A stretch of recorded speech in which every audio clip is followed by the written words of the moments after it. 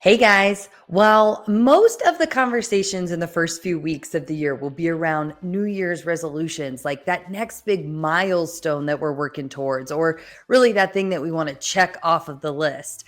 I always create time and space for a different kind of question that impacts my new year more than all of the others. Come unjuggle the struggle with me. We're working hard, spousing hard, parenting hard, and it all just seems too dang hard. If your dream is just making it to Friday, here's your sign. It doesn't have to be this way. Life's chaos can leave us endlessly driving or perhaps standing in front of the struggle bus. But what if we could change that? In these episodes, we'll tackle the madness head on, step off the hamster wheel once and for all, and choose to dream, explore, connect, and conquer all the things like a pro with less guilt, more time, lots of love, and purpose. I'm Brittany Talinci, your no BS friend. Tune in and transform the chaos into joy. It's time to unjuggle the struggle. The start of a new year is my favorite time of year. It's like a fresh page of a new book, or like a blank journal, or like the whistle of a new game.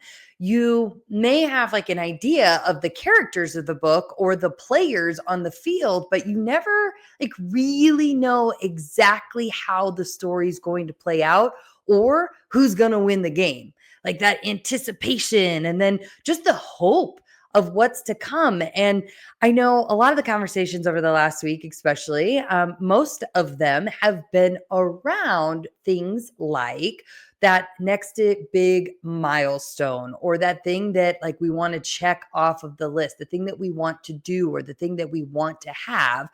I always create time and space for a different kind of question. And I'll tell you that it's a question that isn't about what I'm going to see in the bank account or on the scale, although I do make those kind of goals or have those, goals throughout the year. This question isn't a question that requires anybody else to do anything else like their jobs. And this question isn't about like the next vacation destination. Instead, this question, it just reminds me of how much I get to be a co-creator in this life story of mine. And it's a question that comes with a success measurement of fulfillment and like deep, deep purpose. So every year, I spend time deeply reflecting on and just asking myself, who do I want to be? Who do I want to be in the year ahead? Who do I want to be?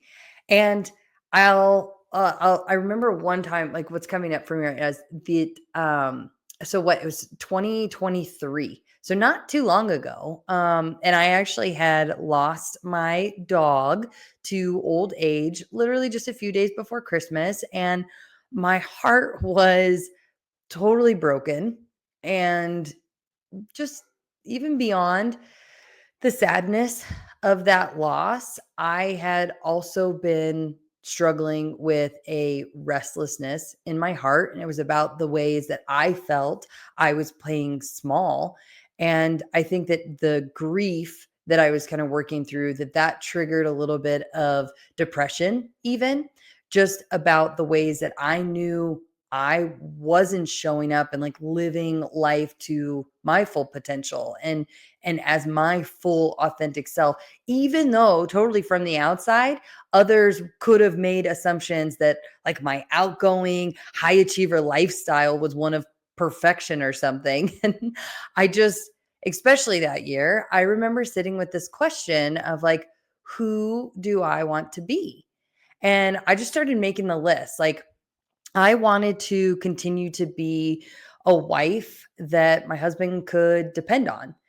I wanted to continue to be an attentive parent, and be more patient and like enjoy, find actual enjoyment in the struggles of parenting, and kind of to adopt a new a mindset around it just being more a playground for growth.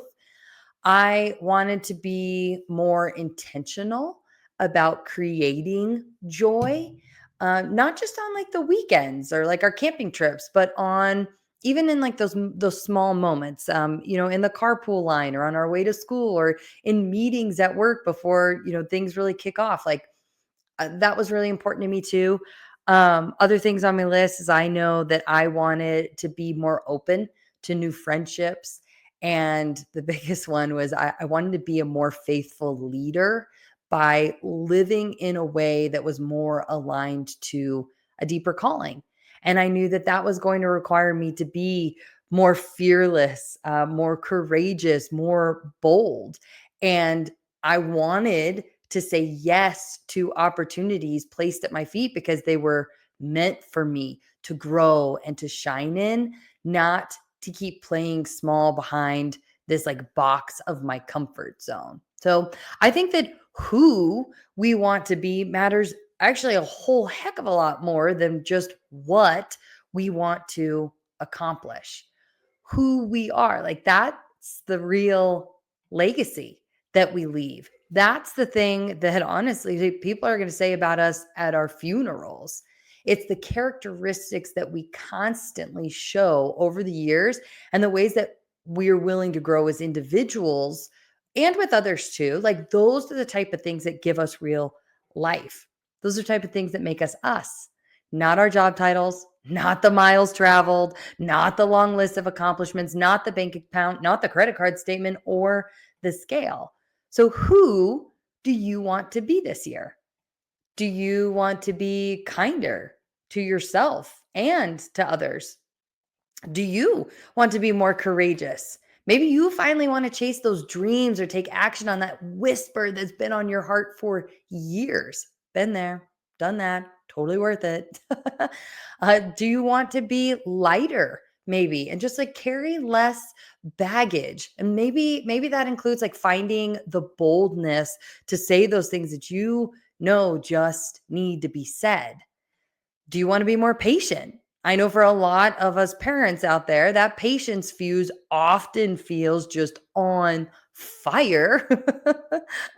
Do you want to be more open, maybe for receiving grace or love or kindness or help from others? I think that there's a lot of us out there that like we're constantly pouring from an empty cup.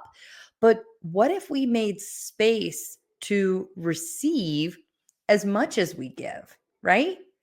Do you want to be more faithful? Like maybe this past year has been crushing and dark, and you're just not quite sure how like an almighty father above could find favor with you, but he can and he does. And maybe you decide that this is the year to lean into that faith and just see what's on the other side of it. Maybe you too. Do you want to be more joyful? Like really making intentional time for things like practicing gratitude and finding the hidden moments of joy that are already happening in our days. Who do you want to be this year? And this is like normally it's a pretty personal question. And sometimes I share the things on this list that I make, and sometimes I keep some of them to myself, but I do like often refer to them. So whether I write them down in a journal and then transfer them over to a place in my phone in my notes, just where it's easy to access constantly. But for instance, like I'll share one thing that is on my list of who I want to be in 2025 is I want to be a woman who committed to consistency over understanding. And, again, like this is deeply personal for me.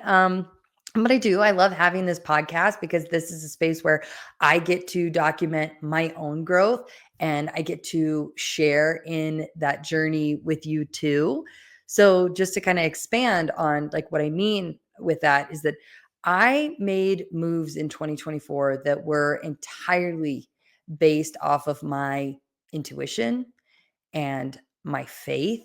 And in doing so, Like I fully experienced and recognized just the power in this quote that I heard Christine Kane say, that faith is not predicated on understanding.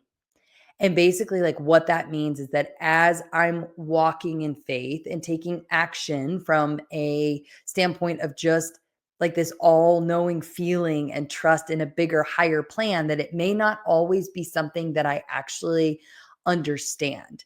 And in fact, I've actually started to see that there are a lot of moves that I make, or that I think we make a lot of times, that we make out of faith, that our like black and white brains aren't able to comprehend as like logically. But that doesn't mean that those moves are not absolutely like by far the best moves you could make for your life. Perfect example in my own story, walking away from a great job I love, that doesn't seem logical. Like ask my family and friends. Like you don't do that. No advice ever given includes walk away from a great job that you've built your entire life on. See how that goes. Like nowhere does that fall into the category of understanding or what would feel or seem like logic. But I did so with an unwavering faith that quitting my job was exactly what I was meant to do, so that what was meant for me, a bigger, greater plan, would find me. And as I reflect back on 2024, I would say it absolutely has. I mean, from launching a podcast that now has over 1,500 listens in the first 6 months, whoop, whoop, with over 25 reviews. I know, the yes, to becoming an Amazon best-selling published author. Like, are you kidding me? And then getting booked for speaking engagements in the year ahead. Like, somebody pinch me. And now starting the year off with this coaching business, like ready to scale like a son of a gun. Like, this is truly, it's a plan coming together that only a higher power could have orchestrated. And that is what showing up in full faith looks like. And it's this, I've been joking with folks. It was like 2024 was my total trust fall year. It's just your eyes closed and you just go for it. So for 2025, especially because I've seen the goodness of showing up in this capacity in 2024, like I said, I want to be a woman who commits to showing up consistently in faith over that black and white understanding. Like I want to have a faith so big that even though I've never experienced anything that like that thing that I'm dreaming of, that even though I've never personally experienced it, that I still trust and have faith that I know it's real and I know it's meant for me and that I can co-create it in 2025. So that is part of who I want to be. What are the things that come to mind for you? Like, have you taken time to think about it? And if not, I challenge you to just jot down a few things that come to mind and then hold yourself accountable, that you don't just fall into this like to-do list mentality. I just think it's so easy for us to say things like, oh, I want better work-life balance in 2025. Well, nope. Like that's not a who you want to be. That would be like more of a what you want to have. So if your brain went there, like maybe the who you want to be is that maybe you want to be, again, a more attentive parent at home, or you want to be more present in your personal relationships, or you want to be more assertive with boundaries at work. Can you see the difference there? So when you answer who you want to be and not just what you want to have, I really believe that the answer settles differently in your heart. And again, I would rather measure my life by the person who I was than the things I had or did. So, the unjuggle summary of this episode, it's pretty easy one. Just set some time aside to reflect and ask and answer, who do you want to be this year? And to find peace as that settles into your heart and becomes reality for you in the months ahead. You've got this. And as always, if you're not sure like how to answer this question or like the next steps to actually put a plan together to make this a reality for you, then go ahead, complete that coaching inquiry form at brittanysalinci.com or check out all the show notes and to schedule a consult call and just kind of explore what coaching could do for you in the new year. Because this isn't just about setting New Year's goals again so that you can find yourself in the same boat next year. Like this is finally about making change, like lasting change for a more purpose driven and joyful life. Like it's time to invest in you. You are your most important asset. So I'll see you again next week, same time, same place. Happy New Year's. Cheers, all of the things. Until next time, bye. Hey, thanks for listening to today's episode. It means the world to me that you're here to ride in the struggle bus with me and that you're willing to consider different perspectives, tools, and techniques that just might provide a little bit of relief and get you one step closer to the abundance that is available and waiting for us all. I hope you take a moment to grant yourself some grace where you've been denying it, some love where you didn't realize maybe it was right in front of you, and some faith where you thought all was lost. If this episode had an impact on you, would you please share a comment with a review? I'd love to hear what landed for you, and it helps us get the word out to our fellow struggle bus riders. So please review what was impactful for you. Just know these episodes are a pure labor of love in a space where I'm growing alongside you. I'm evolving every day, and I look forward to all the ways and the things and the perspectives and opinions and choices that will change over the course of time in my own life, day to day. Until next time, just know that you are loved, you are divinely cared for, and in the struggle, the journey of this life really is beautiful. I'm glad that we're in it together. Cheers.